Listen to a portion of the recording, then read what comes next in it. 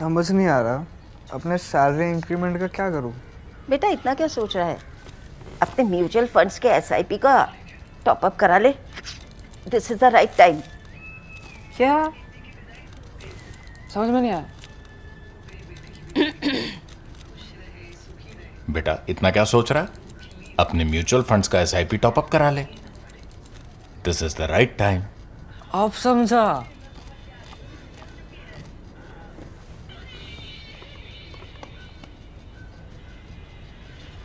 Mutual fund investments are subject to market risks. Read all scheme related documents carefully. For weeks now, ethnic religious slaughter has been tearing through the remains of despotic ruler Bashar al-Assad's Syria. Forces which include elements of Al-Qaeda have slaughtered members of the Alawite minority and are now taking on a little known sect known as the Druze. The Druze have Israel's support and a long tradition of battling for the autonomy of their heartland in the Jebel al-Druze mountains in southern Syria.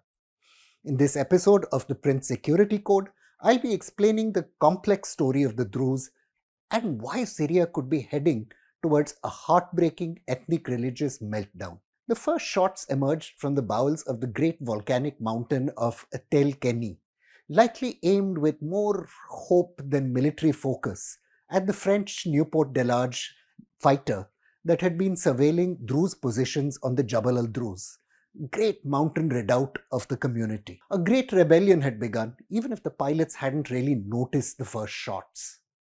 2 days later, the Druze leader Sultan al-Atrash occupied the region's second town, Salkhad, and slaughtered a column of 166 French colonial troops. He went on to lay siege to the capital at Sweda. Even as Druze tribesmen poured in to reinforce their clan in the summer of 1925, a French column led by General Roger Michaud was ambushed before the gates of Sweda and routed.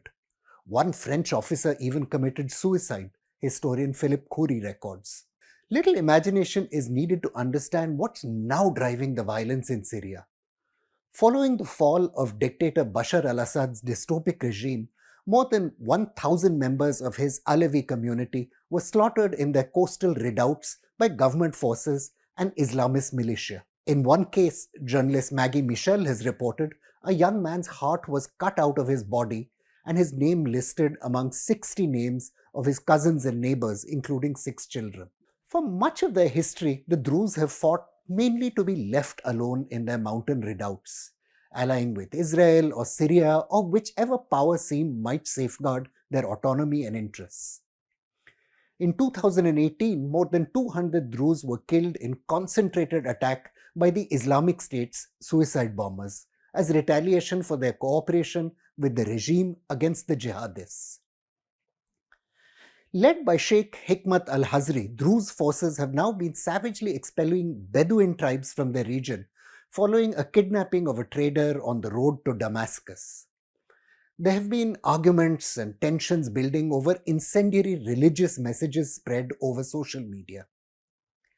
The bigger story unfolding, however, is this. The collapse of the Syrian state has opened the way for genocidal ethnic religious warfare.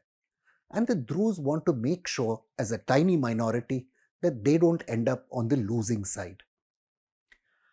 The fighting in Jabal al-Druze has been savage. Entire neighborhoods have been gutted, journalists Santiago Montag and Hussam Mahmoud have reported, while Sweda's main hospital was overrun by gunmen who slaughtered its patients, nurses, and doctors. And despite repeated efforts to bring about a ceasefire, there's no sign that the killing is ending. There is a saying that the Druze like telling about themselves, historian William Miles writes. When a fortune comes their way, a Christian would build a huge mansion, a Muslim would go to Mecca on pilgrimage, and a Druze would simply buy more weapons. Even though Indians are often used to seeing the Middle East as one uninterrupted wash of Islam, the reality is infinitely more complex. Like all other parts of the world, liminal communities perched on the edge of one of the bigger hegemonic faiths light up the landscape. The Druze do not self-describe as Muslims, though their theology shares elements of Islam. The community's principles include Tawheed, the unity of the divine and the human, It holds time to unfold in eternal cycles and believes that the soul of a Druze who has died immediately reincarnates in the body of another. You can recognize similar beliefs in many different religious systems. Loosely having its origin in the Ismaili offshoot of the Shia sect, the Druze have their holy text, the Rasail al-Hikmah or Epistles of Wisdom, though the Quran is also recognized as part of their theological framework. Very tight ethnic and religious bonds have held the community together. The demographer Nissim Dana records that even in relatively liberal Israel, there were just 145 cases of religious conversion recorded all the way from 1952 to 2009, mainly to enable marriage to non-Druze spouses. The community is reputed to number around some 2 million people, overwhelmingly concentrated in Syria, but with pockets in Lebanon, Israel, and Jordan. For generations, the Druze have proved willing to take extraordinary risks to protect their fragile autonomy. Late in 1895, for example, Syria's Ottoman government was presented with an opportunity to punish the Druze after quarrels broke out with their Muslim neighbors. Together with Kurds, Bedouins, and Circassians, Ottoman troops burned down the Druze village of Majd al-Shams. Though the Ottoman soldiers outnumbered the Druze 2.5 to 1, historian Shakib Salih writes, they were unable to subdue the uprising. An arrangement involving amnesties and cash compensation was eventually arrived at. The inexorable forces of the market, though, brought about significant changes in the outlook of the Druze in Syria by 1925. The merchants and moneylenders of Damascus became frequent visitors to Jabal al-Druze and Haran, where they financed the cultivation of crops such as gram and cereals. For their part, Druze elites began to winter in Damascus, imbibing the city's culture and integrating into its political milieu. Following the 1925 revolt, Khoury writes, the Druze case became a template for other nationalist movements breaking out across Syria and the wider Middle East, eventually leading to the independence of Syria and Lebanon. Like in many post-colonial states, the scholar Joshua Landis writes, independent Syria tried to stamp its authority on the Druze brutally right from the beginning in 1946. The 4-year rule of Adib Shishakli from December 1949 to February 1954 saw efforts to stamp out the Druze's local community leadership. A new form of Druze communal consciousness took root among Druze politicians and, most importantly, among Druze military officers as a result, Landis wrote. Shishkali was eventually overthrown in a coup d'etat in which many Druze officers played a key role. The Druze used their position not only to seek economic privileges from Damascus, but also to try and gain recognition for the wide-ranging autonomy they had enjoyed under the French. This battle was not easily won, though. The government hit back, rolling back subsidies, choking off lucrative smuggling routes into Jordan, and most importantly, destroying the profitable hashish trade. Tribal like Sultan Pasha al-Atrash found their influence diminished, just as a new left-leaning generation of young Druze began to emerge. Faced with vicious ethno-political propaganda and economic decline, the Druze found other means to act. In 1953, Druze officers Colonel Muhammad Asaf and Colonel Muhammad al-Atrash plotted a coup.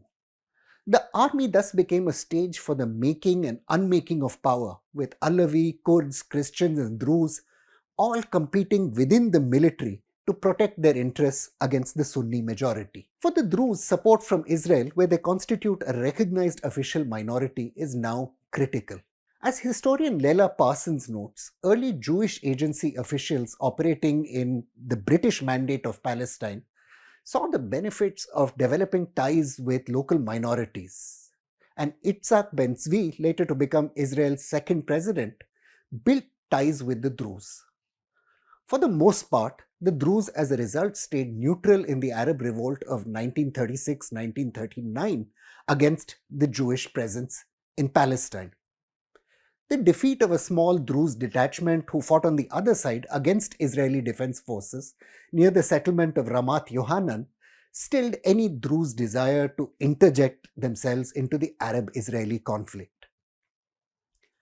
The war of 1947-1948 saw the Druze emerge as far better off than their Palestinian Christian and Palestinian Muslim neighbors. They now had the choice of living as minorities in a Jewish state or as minorities in an Arab state. For most Druze who were in Israel, the choice was a simple one. For the Druze left in Syria and Lebanon, though, the future now looks very different. Israeli air powers committed this time to protect Sweda from Bedouin tribes attacking the Druze. Still, Syrian President Ahmad al-Shara is an ally of the United States and is seen as key to the suppression of the Islamic State and Al-Qaeda. Israeli support for Druze defiance, therefore, cannot be taken for granted in the future. Even more critically, the Druze have opened themselves up to a long war with the Bedouin tribes and the Islamist forces within Syria's new regime. Looking into the fires raging in Syria, it's hard not to see only darkness ahead. The ethno-religious conflicts that the Baath state managed and occasionally crushed have returned to the center stage of political life. The acquisition of power again involves access to guns and weapons, not political legitimacy. The genuinely federal structures Syria's minorities demanded during their march to independence could offer a way forward. But in a society in which jihadists see themselves as victorious, there's little chance that such demands will be conceded. I'm Praveen Swami, and I'm a contributing editor to ThePrint. Thank you for watching this episode of Security Code.